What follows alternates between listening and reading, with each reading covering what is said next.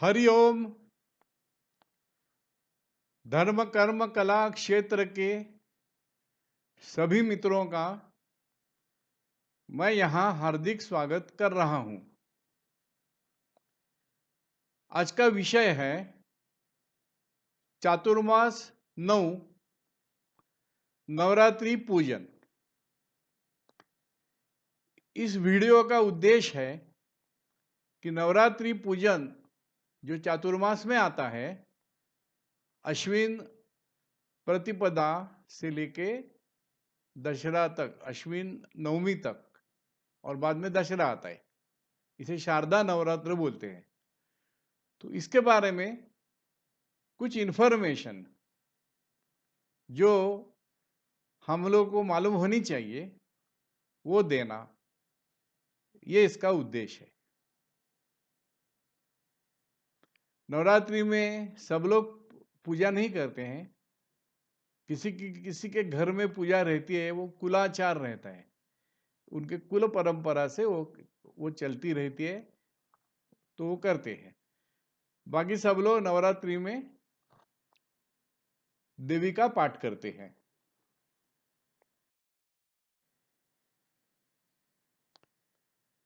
तो ये नवरात्रि के बारे में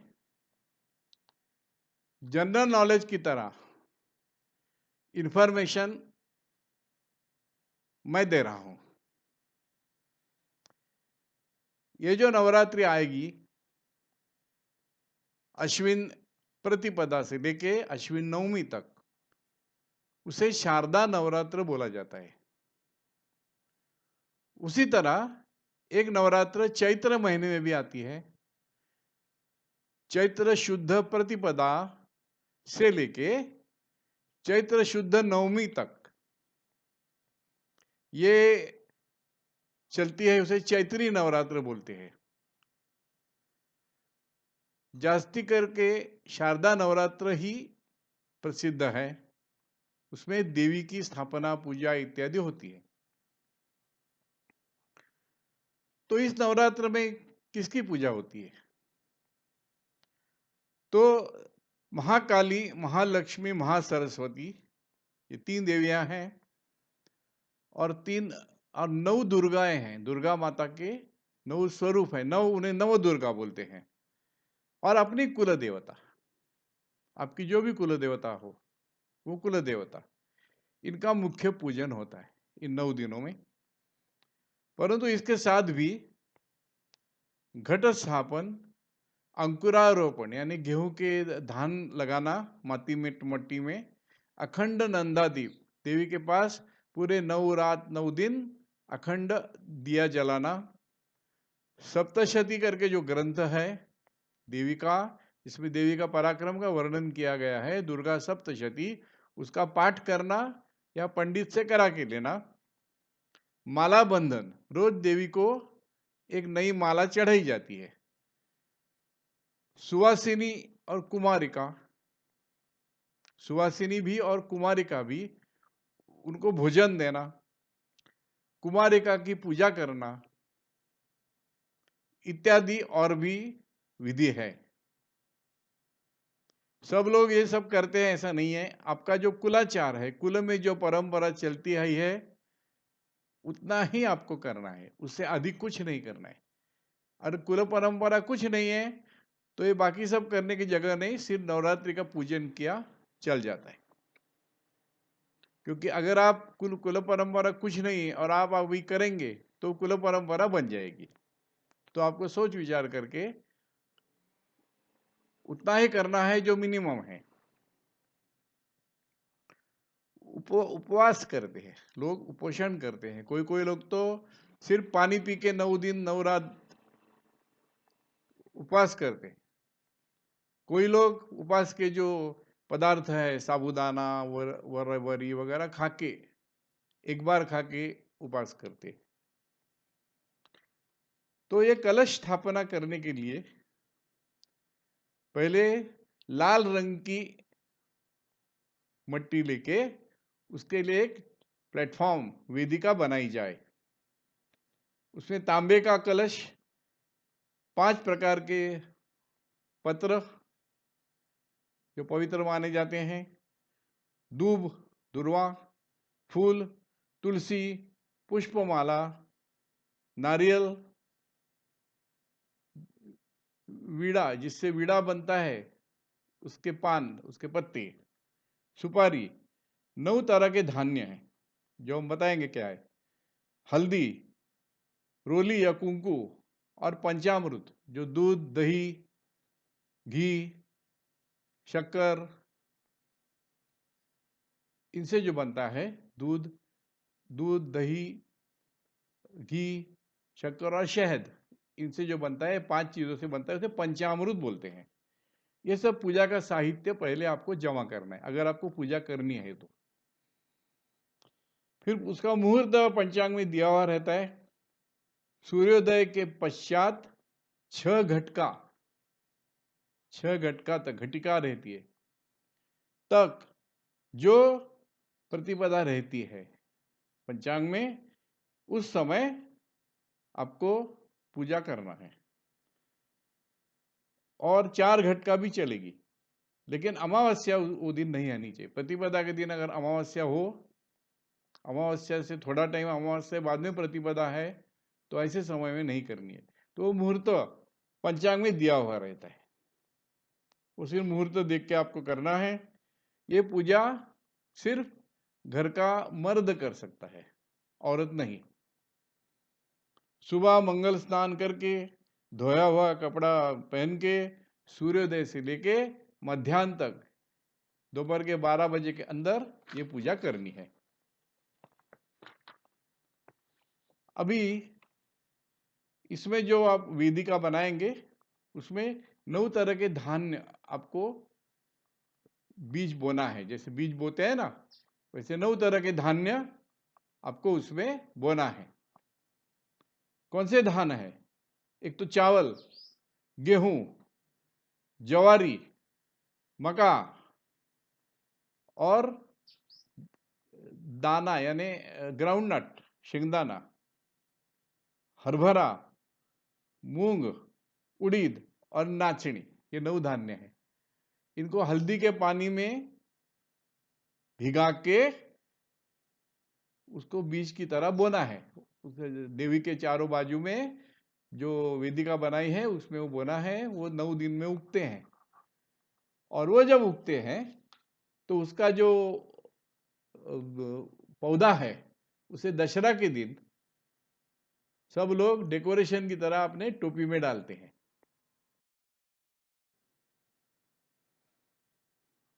उसके बाद में देवी का जो स्थापना की है, उसका एक विशिष्ट तरीका है। ऊपर आपकी कुल देवता, उसके नीचे महाकाली, महालक्ष्मी, महासरस्वती, और वो जो मट्टी है उसमें 9 दुर्गाओं की सुपारी की जगह 9 दुर्गा रहती है। तो इस तरह आपको अरेंज करना है, और उसके बाजू में दिया जलाना है, जो देवी के लेफ्ट साइड में। अब आपको पूरब को मुंह रहेगा, और देवी के लेफ्ट साइड में तेल का दिया, और देवी के राइट साइड में फ्रंट में घी का दिया। उसमें जो तेल का दिया है वो 9 दिन 9 रात पूरा चलना मांगता है। तो उसका जो वात रहता है, कपास का वात, वो उतनी लंबी होनी चाहिए। तो एक कांडी लेके उसको लपेटते हैं, लंबा वात लेके, जो 9 दिन चलेगा, और रोज उसको घुमाते रहते हैं। समय जो रहती है, समय में वो दिया रहता है, और वात लंबी होती है, और रोज थोड़ी थोड़ी घुमाई जाती है। तो 9 दिन तक वो एक ही वात चलती है। राइट साइड में देवी के घी का दिया है, वो पूजा के समय लगाना है। और ये जो तेल का दिया है कंटिन्यू चलना मांगता है। तो कुल देवता या कुल देव भी हो तो आप बोलेंगे मेरा कुल देवता नहीं, कुल देव है, तो वो कुल देव। उसके नीचे महाकाली, महालक्ष्मी, महासरस्वती की 3 सुपारी। उसके नीचे के वो जो आपने ये बनाया है मट्टी का, उसके अंदर 9 दुर्गाएं, उनके लिए 9 सुपारी रखते हैं। तो उनके नाम है शैलपुत्री, ब्रह्मचारिणी, चंद्रघंटा, कुष्मांडा, स्कंद माता, कात्यायनी, कालरात्रि, महागौरी और सिद्धिदा। तो सुपारी और गणपति की भी एक मूर्ति रहती है, तो मट्टी में रखने के समय उसको तांबे के प्लेट में, सुपारी भी आप जब रखते हो तो एकदम मट्टी में मत रखना, उसे कुछ आसन देना तांबे का। ये कलश 9 दिन तक हटाना नहीं है। और पूजा के लिए आप जो एक बार फूल जो चढ़ाएंगे पहले दिन, वो निकालने नहीं, 9 दिन वो वहीं रहते हैं। आपको रोज एक माला चढ़ानी है, वो भी ऐसे ही रहती है, वो निकाली नहीं जाती है। वो 9वें दिन वो जो उसका निर्माल्य है वो निकाला जाता है। तो 9 दिन तक वही रहता है, उसे हटाना नहीं है, धक्का नहीं लगाना है, हिलाना नहीं है।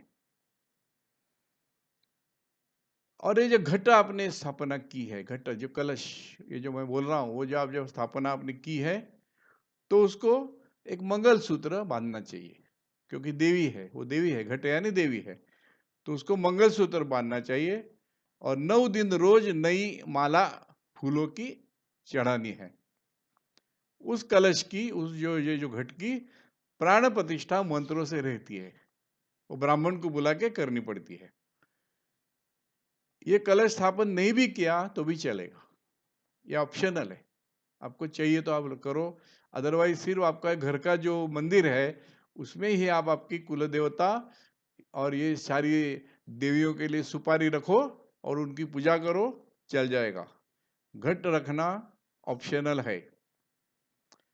दशहरा के दिन 10वें दिन वो जो आपने बीज बोए हैं उसको अंकुर आ जाएंगे, तो वो आप आपके घर के जो मेल मेंबर है उनको देना, वो अपने टोपी में डालेंगे।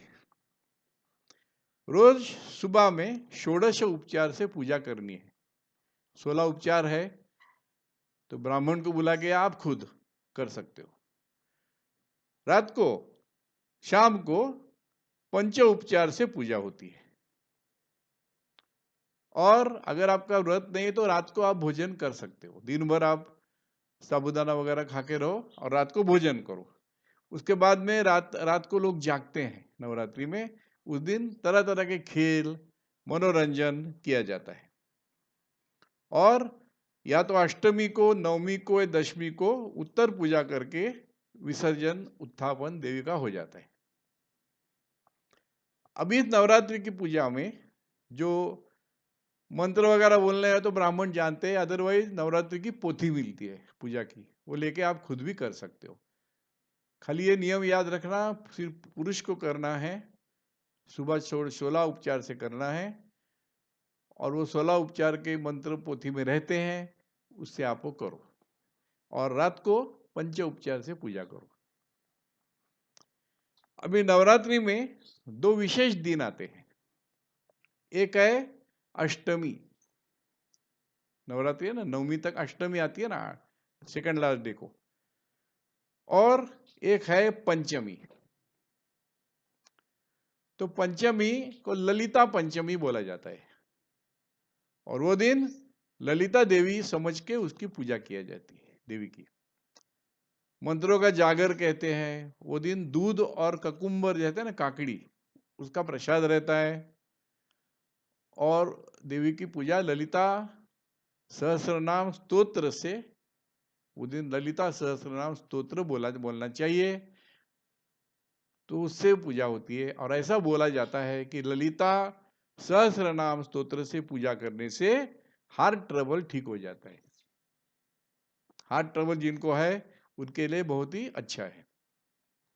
नवरात्रि में अष्टमी को कुछ लोग, सब नहीं, कुछ लोग महालक्ष्मी का पूजन करते हैं। वो दिन महालक्ष्मी का दिन समझ के उसके लिए जो मुखौटा रहता है, ऐसे तैयार मिलते हैं फेस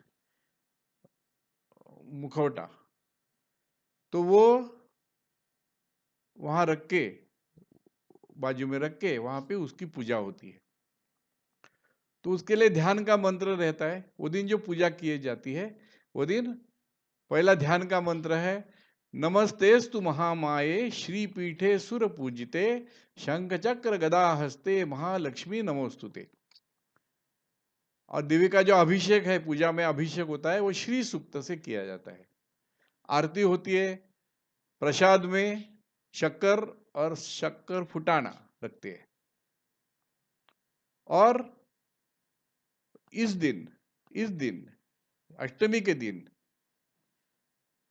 पूजा करने वाला पुरुष और उसकी पत्नी, ये दोनों पूजा में बैठते हैं। चित्तपावन ब्राह्मण समाज जो है, सिर्फ वो ये पूजा करते हैं, सब नहीं करते। विवाह के बाद अगर नया विवाह हुआ हो तो 5 साल तक पूजा की जाती है। एक पत्थर छोटा सा खड़ा वो लाया जाता है, दुर्वाओं का एक 16 दुर्वाओं का एक माला बनाया जाता है, और जितने पूजा साल हो गए हैं आपको शादी को, उतने गांठ उसको मार के उसकी पूजा होती है देवी के साथ। शाम को चावल का एक मुखौटा बना के, वो जो बनाए मिलते हैं बाहर, हाँ, उनका सुबह वो जो दुर्वा का जो तातू बनाया गया है उसमें रखते हैं, और रात को गाना नृत्य मनोरंजन करके रात भर प्रोग्राम रहता है। और उस समय महालक्ष्मी के सामने, देवी के सामने घड़ा रहता है, घड़ा वो औरतें फूकती है फू करके। और कभी कभी वो दिन औरतों को जैसे बोलते हैं ना क्या, अंगात येणे, मतलब वो ऐसा घूमना चालू करती है, देवी उनके शरीर में प्रवेश करती है, वो ठीक हो जाती है, कुछ होता नहीं उनको। ये हो गया महालक्ष्मी पूजन अष्टमी को। तो ये भी ऑप्शनल है, सबको करना है ऐसा नहीं, कि आपका कुलाचार है। आपके कुल में अगर ये परंपरा है तो आप जरूर कीजिए, आप कर सकते हो। किसी जानकार से पूजा की पोथी लाओ और करो। अभी पूजा के दिन नवरात्रि में जो सबसे इंपॉर्टेंट बात यह है कि दुर्गा सप्तशती, अष्टमी नवमी दशमी दसवीं दिन यानी दशहरा के दिन विसर्जन हो जाता है, देवी का विसर्जन हो जाता है। लेकिन ये 9 के 9 दिन नवरात्रि में दुर्गा सप्तशती का पाठ रहता है। ये संस्कृत में है, ये पाठ भी लोग ब्राह्मण को बुला के करते हैं, लेकिन अपन खुद करना अच्छा है। तो इस सप्तशती के बारे में मैं कुछ आपको बताता हूँ। अर्थ के साथ दुर्गा सप्तशती का किताब गोरखपुर प्रेस का अवेलेबल है, बाकी प्रेस का भी है। गोरखपुर प्रेस का जो दुर्गा सप्तशती देवी महात्म्य है वो एकदम स्टैंडर्ड है, तो आपको खरीद के लाओ, आपके घर में रखो। अभी सप्तशती क्या है? सप्तशती ग्रंथ 700 श्लोकों का, सप्तशती 700 श्लोक इसमें है। ये 700 श्लोक, इसको एक ही मंत्र माना जाता है। ये 700 के 700 श्लोक एक ही मंत्र माना जाता है। ये 13 अध्यायों में बटे हैं। पहला अध्याय, बाद में 2, 3, 4, और उसके बाद में 5 से 13। इन अध्यायों को, पहले अध्याय को महाकाली देवी का माना जाता है, प्रथम चरित्र। 2 से 4 इनको मध्यम चरित्र महालक्ष्मी देवी का माना जाता है, और 5 से 13 ये जो अध्याय हैं उन्हें महासरस्वती का माना जाता है। तो इसमें और भी बहुत सारी चीजें हैं जो मैं आपको बताऊंगा। ये हिंदुओं का सर्वमान्य ग्रंथ है। जितना ग्रंथ भगवत गीता जैसा बड़ा ग्रंथ है, भगवत गीता को जो कीमत, वैल्यू है, महत्व है, वही सप्तशती को इक्वल महत्व है। इसमें पुराण है, इतिहास है, रहस्यमय तांत्रिक साधन है, कर्म भक्ति ज्ञान है, ये वांछा कल्पतरु है। ये सप्तशती जो पाठ करेगा, स्पेशली नवरात्रि में अगर वो पाठ करेगा, तो उसकी सारी इच्छाएं पूर्ण हो जाती है। और जिनको कुछ इच्छा नहीं है, वो सिर्फ भक्ति के लिए करते हैं, उनको मोक्ष मिल जाता है। तो सप्तशती का पूजा पाठ करके इंसान को अपने ये जन्म के भोग के जो साधन है, जो अपनी इच्छा है, जो भी इच्छा है वो देवी पूर्ण करती है। और आप माँ को बोलेंगे, देवी को माँ बोलते हैं, तो आप माँ को बोलेंगे माँ मुझे कोई इच्छा नहीं है, तेरी भक्ति करनी है, तो उसको बोलेगी तथास्तु, आपको मोक्ष के अधिकारी हो जाएंगे, वो आपको मोक्ष दे देंगे। अभी ये सप्तशती क्या है, ये मैं आपको बहुत थोड़े में बताता हूँ। सप्तशती की कथा ऐसी है कि एक राजा सूरथ करके एक सम्राट थे, और उनको उनके परिवार के लोग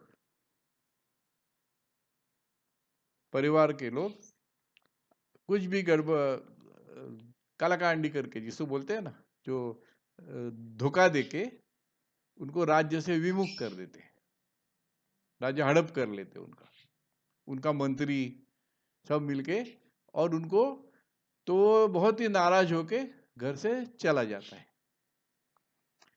घर से चला जाने के बाद में भी वन में जाता है अकेला घोड़े पे बैठ के, तो भी वहां उसकी अपने संसार के बारे में जो अटैचमेंट है वो जाती नहीं, रोज वो वही सोचते रहता है। तो वहां पे उसको एक और व्यापारी मिलता है, सूरत राजा को, उसका नाम है समाधि वैश्य। तो वो वैश्य भी ऐसा है कि उसको उसके घर वालों ने धोखे से उसका सब धन छीन के घर से बेघर निकाल दिए। तो वो भी उसको मिल जाता है, दोनों जंगल में आते हैं, लेकिन उनके मन में वो जो मेरा परिवार कैसे करता होगा, क्या करता होगा, यद्यपि उन्होंने उनको निकाल दिया है, तभी उनकी चिंता उनको कंटिन्यूअस रहती है। तो ये उनको आश्चर्य होता है कि जिन्होंने मुझे निकाल दिया, लात मार के निकाल दिया, उनकी मैं क्यों फिक्र कर रहा हूं।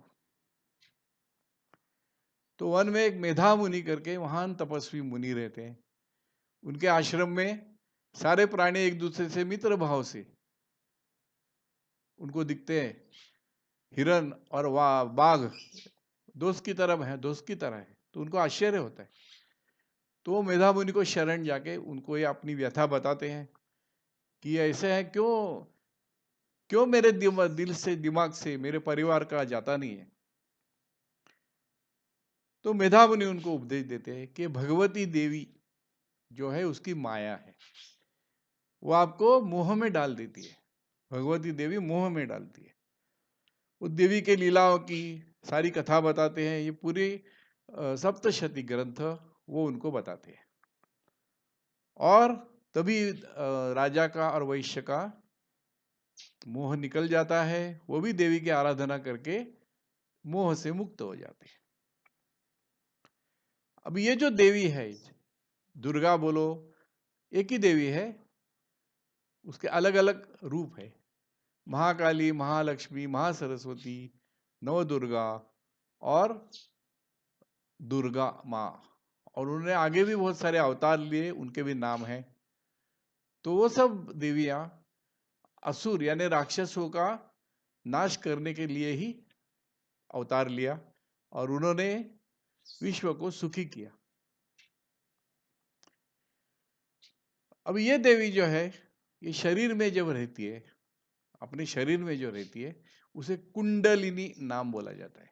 आपने सुना होगा ना, कुंडलिनी जागृति, तो कुंडलिनी है। और विश्वव्यापी स्वरूप को महामाया बोलते हैं। ये महामाया परमात्मा का ही स्वरूप है, सगुण रूप है, परमात्मा ही है वो। देवी यानी शक्ति। परमात्मा सर्वशक्तिमान होते हुए भी जब तक वो महामाया नहीं बनता है, तब तक वो कुछ नहीं करता है। वो निर्गुण स्वरूप में अकर्ता रहता है, वो कुछ करता नहीं, लोगों को सब करने देता है। लेकिन वो जब देवी का रूप लेता है, तब वो शक्ति का प्राकट्य हो जाता है, और देवी के रूप से वो कर्ता बनता है और सारा विश्व का चलाता है, सारे विश्व को चलाता है। और उसमें सृजन ब्रह्मदेव करते हैं, परिपालन विष्णुदेव करते हैं, संहार रुद्रदेव करते हैं। ऐसे शक्ति 3 तरह से काम करती है, इसलिए सृष्टि का चक्र चलता है। ब्रह्मा विष्णु महेश ये देव देवी के तीनों शरीर के ही 3 भाग हैं। और देवी के शरीर में सारे देवता है, इसीलिए देवी का पूजन सब देवताओं का पूजन है। आपने अगर देवी का पूजा किया तो आपको और किसी देव की पूजा करने की जरूरत नहीं है। सारे देवताओं की पूजा उसमें आ गई, सारे तीर्थ, सारा सारा जो पुण्य कर्म है वो एक ही देवी की पूजा में आ गए। अभी अगर सप्तशती पाठ करना है तो 1 से 13 तक अध्याय आपको पढ़ने इन शॉर्ट। लेकिन ये 1 से 13 अध्याय के आगे और पीछे कुछ और चैप्टर है, उनको ऐड किया गया है। वो सप्तशती में पहले नहीं थे, वो ऋषि मुनियों ने ऐड कर दिया। तो वो जो है वो मैं आपको बताता हूं। संकल्प, पुस्तक पूजा, देवी के पुस्तक की पूजा, उसमें शापोद्धार का मंत्र है, उत्कीलन का मंत्र है, मृत संजीवनी मंत्र है, न्यास है, कवच, अर्गला, कीलक के मंत्र है। ये सब देवी सप्तशती की किताब में दिए हुए हैं, आपको पढ़ने हैं। उसके बाद में देवी अथर्व शीर्ष करके है, 5 अथर्व शीर्ष है। गणेश अथर्व शीर्ष, देवी अथर्व शीर्ष, शिव अथर्व शीर्ष, विष्णु अथर्व शीर्ष और सूर्य अथर्व शीर्ष। तो अगर देवी अथर्व शीर्ष का पाठ आदमी करता है तो उसे बाकी सारे अथर्व शीर्ष का पुण्य मिल जाता है। तो इस तरह आगे एक नवार्ण विधि है, नवार्ण मंत्र है, देवी का माना जाता है। ओम ऐं ह्रीं क्लीं चामुंडा यही विच्चे देवी का मंत्र है। उसका जाप सप्तशती जाप करना है तो न्यास करना पड़ता है, वो सप्तशती का मंत्र आपके शरीर में छोड़ना पड़ता है। उसके बाद में 13 अध्यायों का पठन रहता है। एक रात्रि सूक्त रहता है, वो शुरू में बोला जाता है।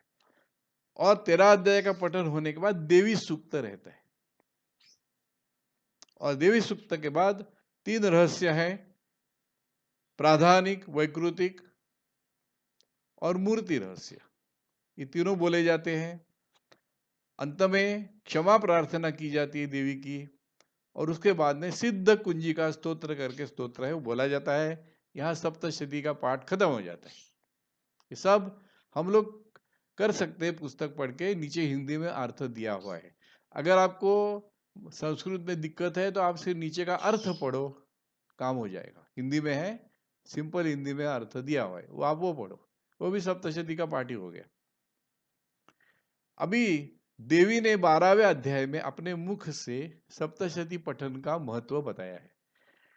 तो देखो, सारे बाधाओं का क्षमन, सारे पापों की निवृत्ति, समृद्धि, धन धान्य, प्रेमी जनों से मिलन, अगर आपके प्रेमी जन बिछड़ गए हो तो वापस मिल जाएंगे, शत्रु, राजा, लुटेरे, शस्त्र, अग्नि, जल, इनसे अगर आपको कुछ तकलीफ है तो नहीं रहेगी, सारे रोगों से रक्षा हो जाएगी, धन धान्य पुत्र की प्राप्ति हो जाएगी, आपका स्वभाव निर्भय बन जाएगा, आप किसको डरेंगे नहीं, शत्रुओं का नाश कर दोगे, आप शत्रुत्व का नाश कर दोगे, सिर्फ शत्रुओं का नहीं, आपके अगर दुश्मनी किससे है तो दुश्मनी खत्म हो जाएगी, कल्याण की प्राप्ति, ऐसी चीजें आपको मिलेगी जिससे आपका कल्याण हो जाएगा, आपके कुल में आनंद रहेगा। जिसके कुल में नवरात्रि पूजन श्रद्धा से ज्ञान के साथ किया जाता है उसका कुल में हमेशा खुशी रहेगी।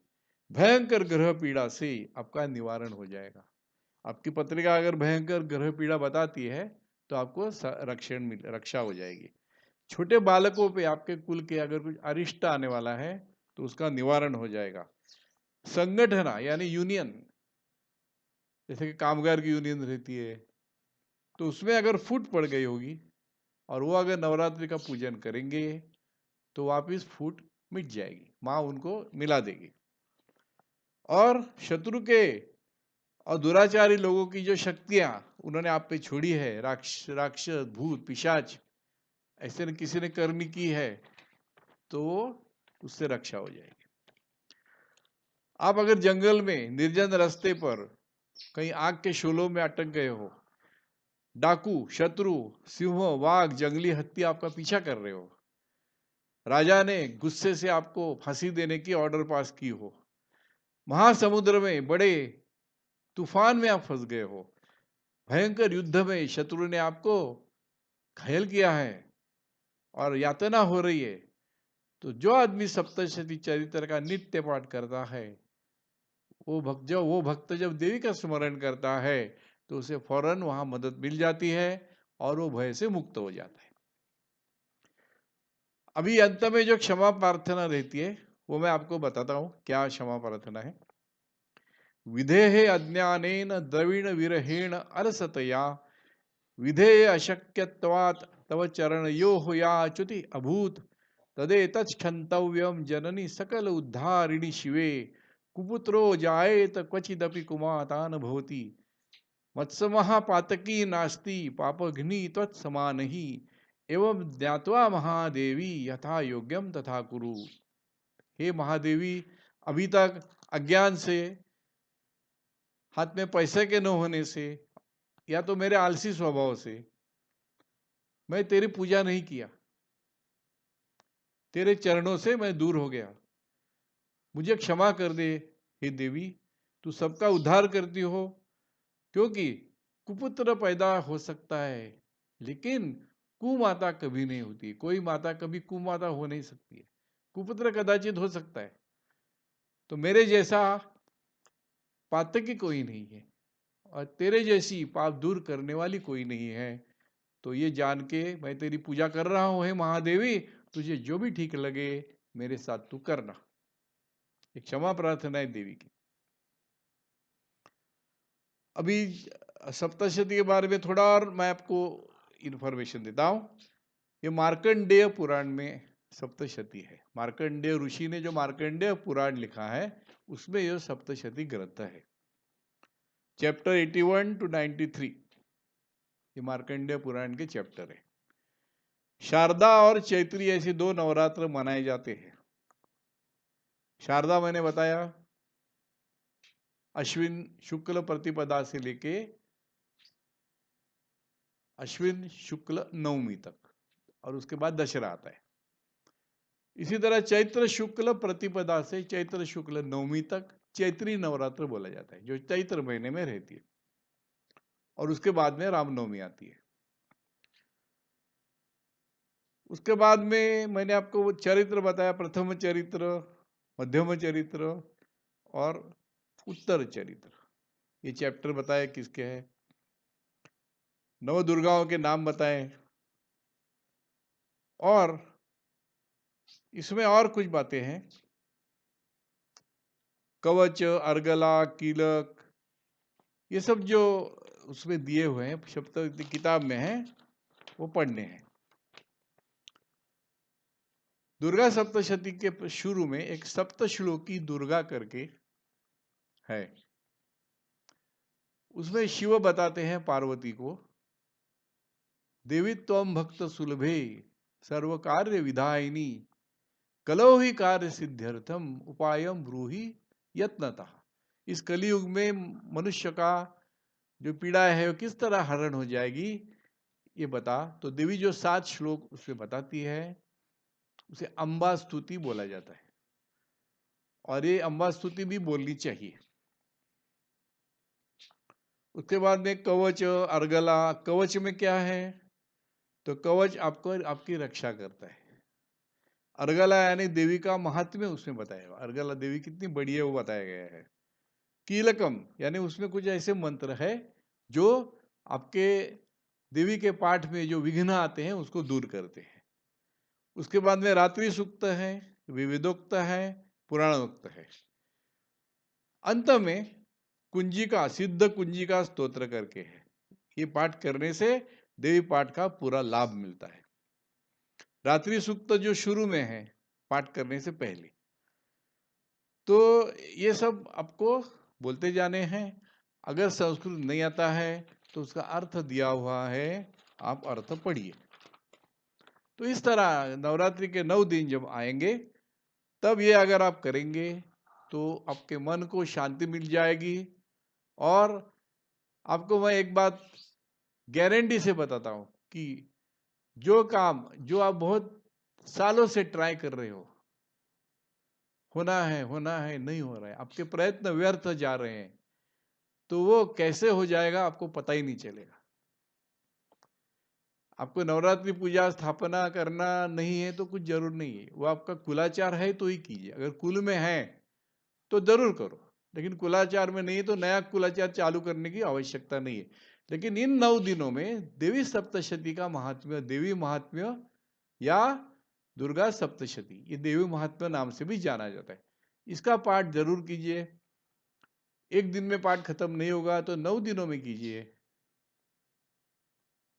और उसका जो पुण्य मिलेगा वो अनगिनत है।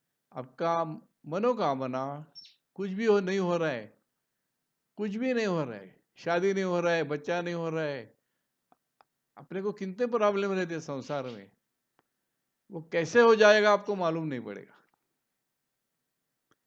क्योंकि जब देवी की कृपा हो जाती है तो कुछ भी असंभव नहीं रहता है।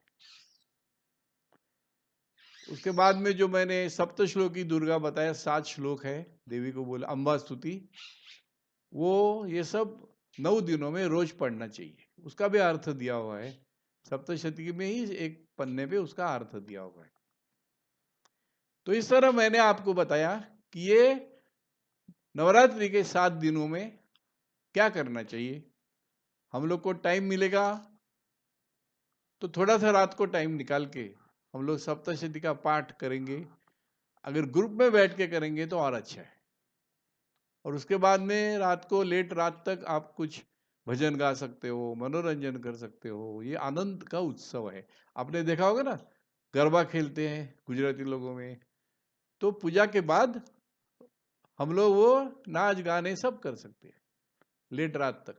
अपने को भजन कीर्तन गा के देवी का महिमा एक दूसरे को बता के हम लोग वो करेंगे तो देवी अति प्रसन्न हो जाएगी। इतना कह के मैं ये चातुर्मास 9 की समाप्ति करता हूं। हरिओम तत्सत। ब्रह्मार्पणमस्तु।